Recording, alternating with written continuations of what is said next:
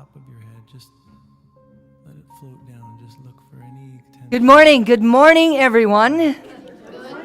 Woo! Welcome to the Triangle Center for Spiritual Living. Is there anybody that's here for the very first time? I don't think so. I think I recognize, yeah, right. I recognize every single face. And I also want to say welcome to those of you that have invited us into your homes this morning through the technology of live streaming. Thank you very much for including us in your day and in your lives. It means very much to us. And all y'all, is it a beautiful day or what? Yes. Did that sound southern, all y'all? All right, I'm trying. It's only been almost 8 years. The reading for today is by Ernest Holmes. He says, "We should never lose sight of the fact that the soul is on the path of an endless and ever-expanding experience, and that only expansion can it evolve. This does not mean that we should cast away any good the old has to offer, but that we convert it into greater good. Accepting the lessons and the experiences of the past, and taking the best from everything, we should press boldly forward, looking ever for the truth, and ever ascending higher and higher into the heavens of reality." So, good morning, and welcome to those of you who may have just arrived in the sanctuary. The theme for the month of December is Your Path to Integrity. And my talk title today is I'm Off My Path. Now, since it's the first Sunday of the month, I think that it would behoove all of us to take a moment to look at this word integrity, since it will undergird all of our conversations throughout the month. Integrity is the hallmark of a person who demonstrates sound moral and ethical principles. A person who has integrity lives his or her values in relationship with all others in their lives. Having integrity means doing the right thing in a reliable way. It's typically a personality trait that we admire. Integrity can also mean, however, the quality or state of being complete or undivided. It literally means having wholeness of character. It involves living in harmony with ourselves so that our thoughts and our feelings and our actions are congruent with each other. It is when our beliefs, convictions, thoughts, and behaviors are integrated together in a whole.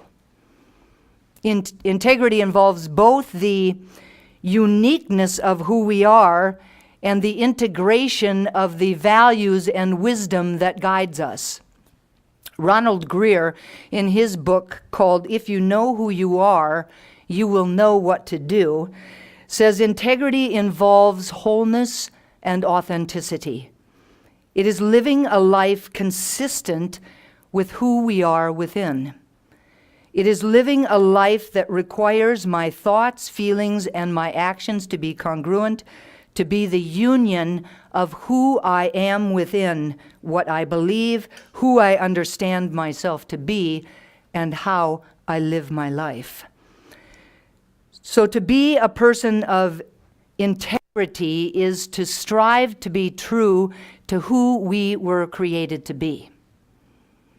To do this, we first have to know beyond a shadow of a doubt who we are as spiritual beings having a human experience. Now, as I began to sit with this message, my first thoughts were really about the many paths that I have traveled throughout my life. Some of them are as simple as the path that I take from my house to the center every day. In reality, there's many different paths that I could take that would bring me from my home to the center. Many different combinations of all of the possible various roads that could be put together in all of these different combinations in order for me to arrive at my final destination. Now, since Karen was admitting things, I will admit, that I sometimes am somewhat unconscious as I make my way here, unconcerned with the path that I'm taking. And then there are other times when I'm compelled to go a particular way. And when I allow myself to go that way, I am always there to witness something amazing. Perhaps it's a deer on the side of the road, or a particular way that the sun is climbing up over the horizon, a beautiful way that it lights up the autumn leaves or bounces off the snow that we had the night before. Perhaps it's an opportunity to step into patience if there's a lot of traffic, or to step into unconditional love if someone cuts me off. Or maybe it's just that an opportunity to catch that final view of the moon as it gives way to the sun.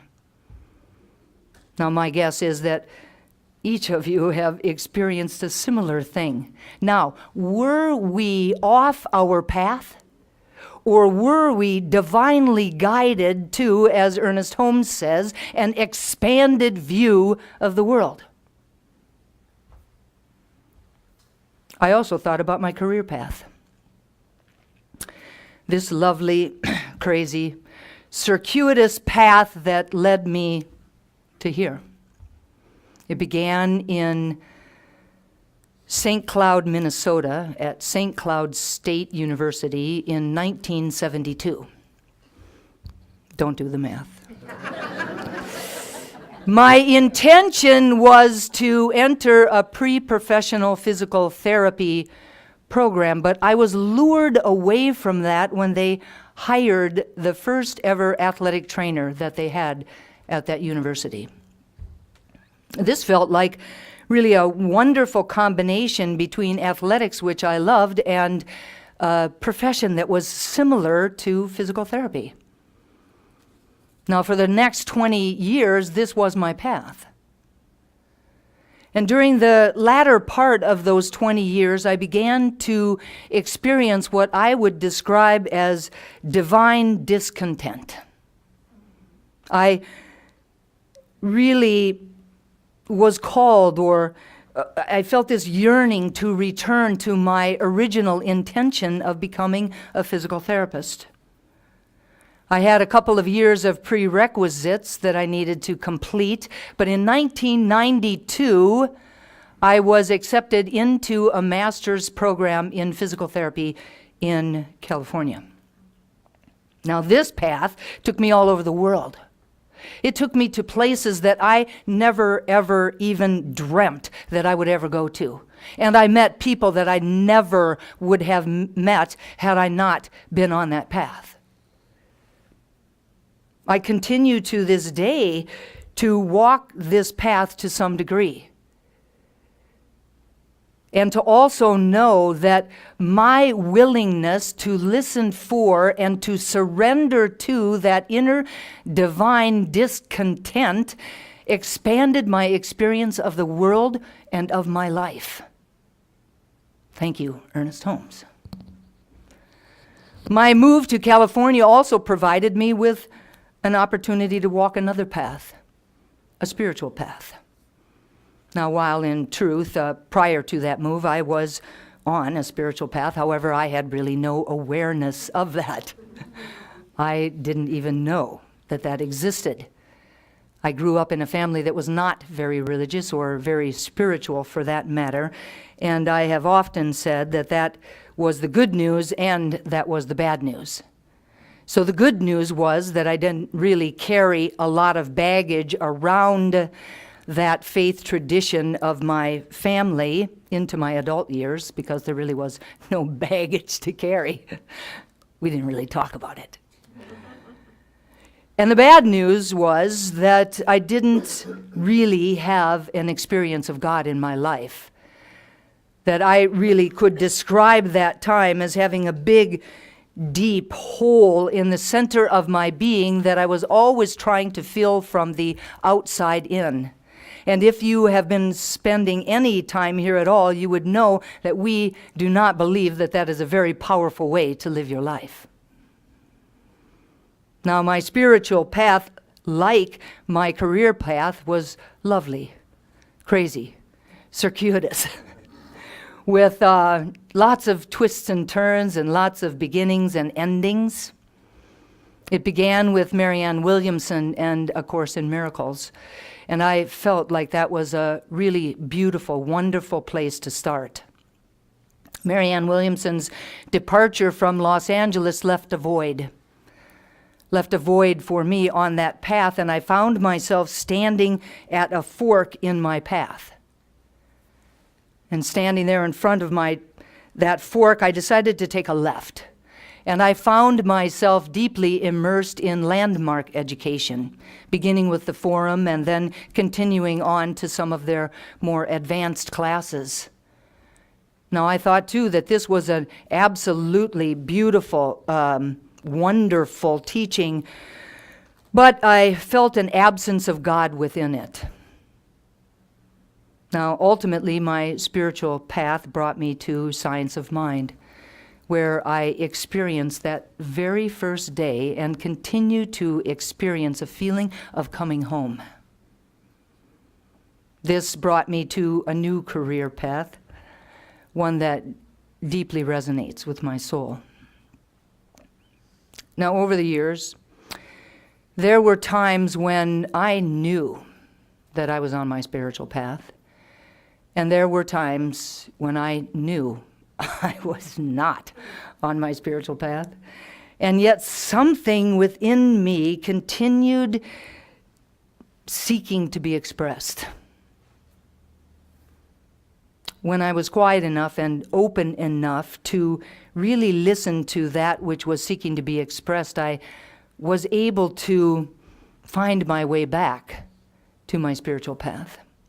When I was gentle enough with myself, I was able to wake up and to make some course corrections that allowed me to realign my inner self, that self with a capital S, with my outer life.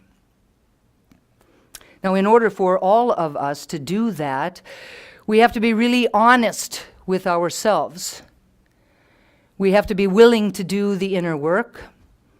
We have to refrain from blaming ourselves or others. We have to be willing to forgive ourselves or others. And we have to be willing to make the hard choices that need to be made in order to get ourselves back in integrity moment by moment.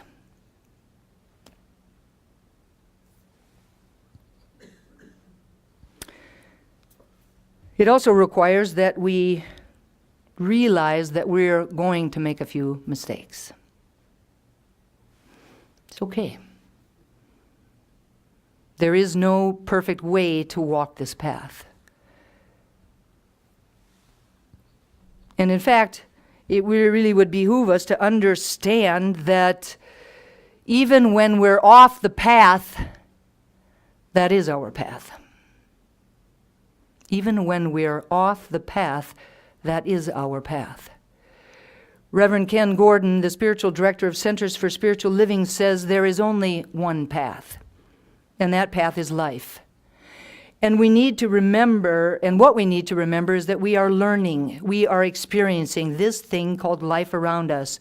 The consciousness that is the truth of who we are is set deep within us.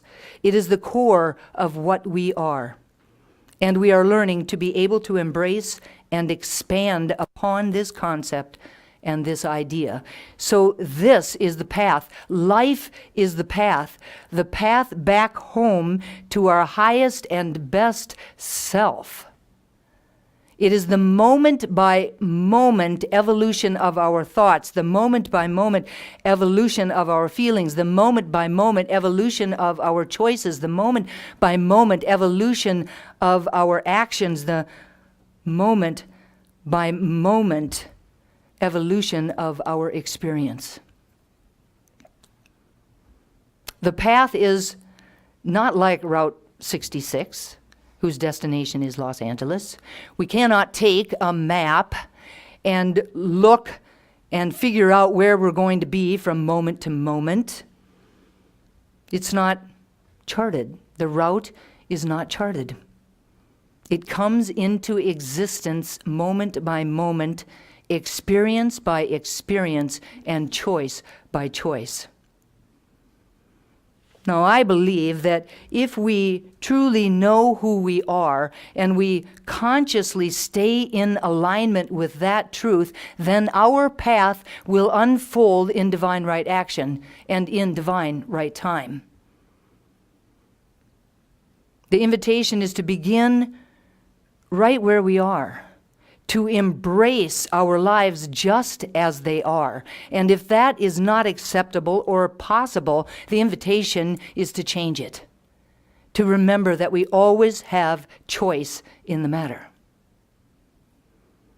Now, the invitation is to know that when we get fearful, anxious, or worried on our path, that it is simply the fact that we are being called to surrender to Spirit, to surrender to its guidance, its love, its comfort, and its support. The invitation is to allow divine inspiration to be revealed to us through the use of spiritual practices such as meditation, visioning, contemplation, and prayer, to pick one or maybe two of them and to dive deeply into them with conscious intention and commitment. The invitation is to release any old beliefs and old patterns which no longer serve our highest path and to forge new paths. Now, some of the old beliefs and patterns that may interfere with our highest and best path are described by a man named John Beckett in an article called 5 Reasons You Can't Find the Right Spiritual Path. Now, in this article, he was really specifically talking about finding a particular spiritual tradition or a spiritual path that was right for us, such as choosing between Christianity versus Hinduism versus science of mind.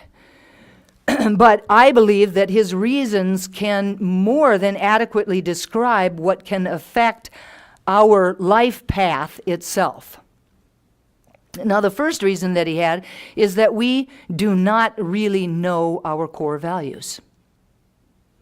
We are often living our lives based on someone else's beliefs about what is best for us, instead of doing the inner work to really uncover our most deeply held values and then to live our lives from them. We tend to be battered about by life, reacting instead of co-creating from that which is really dearest to us, really of most value to us.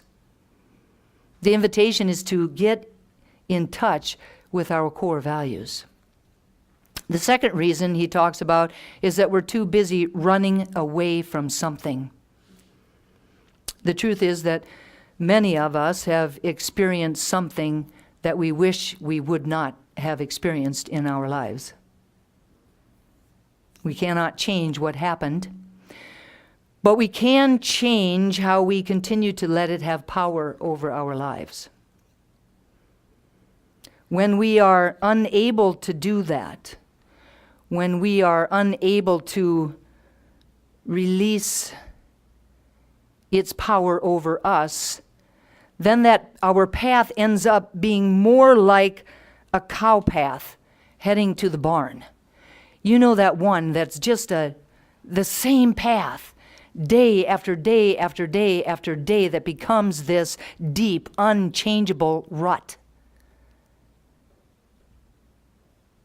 Now, the invitation is to first honor our pain and honor our anger and honor our grief, and then to find a way to forgive ourselves and others.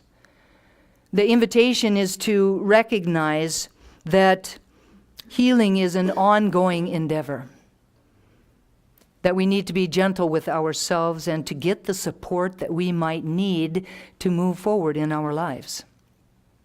The invitation is to stop living our lives from that wound and to make a fresh start on a new path. His third reason is that we're looking for perfection. Somehow, some way, we have gotten the idea, and then that idea became a belief, that there is a right and perfect path to be on. And that path should unfold with no hitches, no hiccups, and no uncomfortable moments, that it should be absolutely perfect in every way, in every day. Seriously? Now, two things come up for me around this belief, and the first is, what is perfect? Perfect for whom? And who gets to choose what is perfect for me? Certainly not anyone outside of me.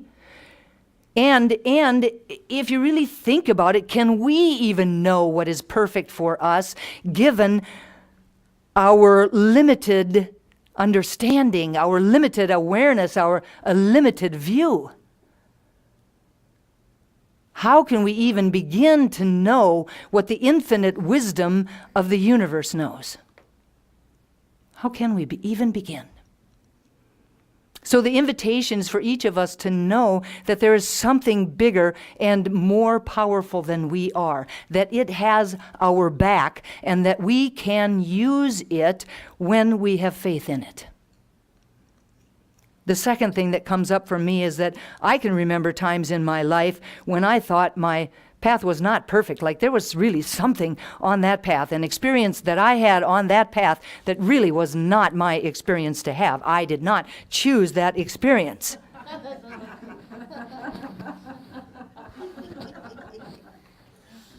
And yet, when all was said and done, that very experience became the right and perfect experience for the evolution and the expansion of my soul. I could not, of my own accord, have created a more perfect experience for myself. His fourth reason is that we're looking for external confirmation. We tend to look outside of ourselves for validation about what we think, about the choices that we make, about the actions we take, and about the path that we're on. The invitation is to stop looking for that external validation and instead begin to really listen for and to our own inner wisdom. While we may not always understand it or even have any idea about how to follow it, it will always leave us with a sense of peace around it, that a knowingness, just a knowingness that fills every fiber of our being. I can still remember today the moment that I received the call to go on to ministerial school, and I was like, what? How will I pay for it? How will I do this? How will I have the time? And yet, even in that moment, even in my unassuredness about how that was going to all unfold, there was peace. There was a knowingness that, yes, this is the right and perfect path for me to be on. His fifth reason is that we do not stick with something long enough to see if it works for us. Think about it. How often have you set an intention, created a positive affirmation, and then prayed that prayer for yourself or had someone else pray it for you? And then when it did not immediately manifest in your life, you turned away from that positive idea and turned your attention back towards lack and limitation, towards the idea that this surely could not be the path that you are supposed to be on. There was a little snort up here. I think she remembers having felt that herself. So the invitation is to remember that, like bamboo, which really that seed can be down in underneath in that soil for even up to 5 years before even a little tiny little point of green sticks itself up from underneath that ground. Our path can be like that. It might take time to evolve. It might take time to unfold. It might take time to acquire a deeply rooted foundation in order to outpicture in our lives. So the invitation is to stay singularly focused on the good. Now, living our lives, walking our path from a place that is integrated with the truth of who we are, allows us to stay on our path and to know beyond a shadow of a doubt that it is the right and perfect path for us to be on, even when it might feel otherwise. Living our lives, walking our path from a place that is deeply integrated with the truth of who we are at our very core shows up in many wonderful ways. We feel that life has meaning and that we play a significant role in that meaning. We feel comfortable with our belief systems and we know that they support our lives in many wonderful ways. We do not feel trapped by society's rules, knowing that our own inner wisdom will never steer us wrong. We love what we are doing. We love the people that we are meeting on our path, and we actually want to get out of bed in the morning. We recognize that all experiences are happening for a reason, and we feel that everything is in its right and perfect place.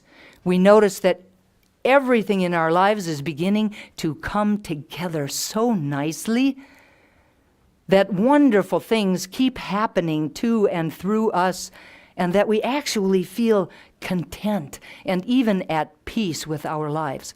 What a wonderful way to live.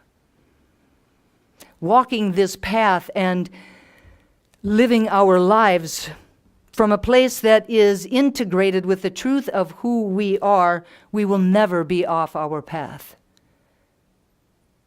We will never be off our path, because the truth is that from that deeply integrated place, we are the path itself. And so it is.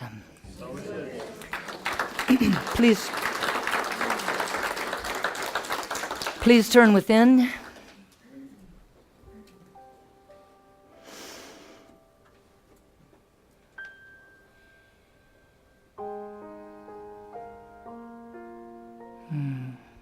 I love this opportunity to close my outer eyes and to turn within.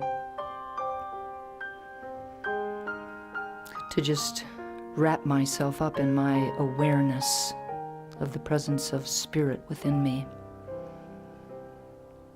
To feel its love, its peace, its joy, its creativity, its wisdom, its grace flowing around me, winding its way through me,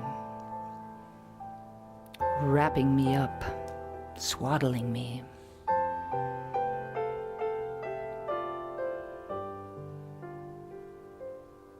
I know that this presence is eternal. I know that it is everywhere at all times. I know that it is a creative energy, creating everything that we see and everything that we cannot see. That it is an energy with no circumference and points of center everywhere, and I know that I am one of those points. That I was created by it, out of it, so that right where I am, God is in its fullness. And just as I know that this is my truth, I know that it is true for each and every person here this morning, that each of us is a unique and divine expression of God, an ambassador of it on the planet. And it is from that place of unity that I speak these words about and for each of us this morning, truly knowing that we are spiritual beings having a human incarnation. that there is a way that we can live our lives totally integrated with the truth of who we are at our very core.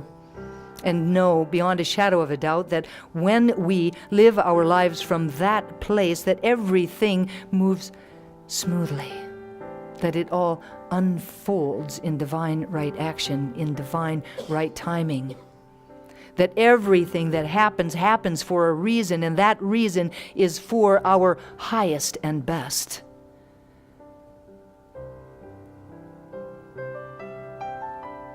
I deny that any feeling of discomfort or any feeling that things should not be as they are falls easily to the wayside, knowing the truth about our wholeness, our integrity. I claim ease and grace for each of us as we powerfully walk our paths, allowing divine wisdom to reveal to us anything that needs to be revealed, and the courage to follow through on that revelation. I'm so grateful to be on this path with everyone here today. So grateful for the love and support that we are for each other. So grateful for the power of prayer, knowing that these words are loosed into a law that only ever says yes, that they are clothed in form even as they are spoken, and so I speak them and I release them with love and gratitude and full expectation of their manifestation, letting go and letting God be God. And I invite each of us to anchor this prayer for ourselves and for each other simply by saying, "And so it is." Amen.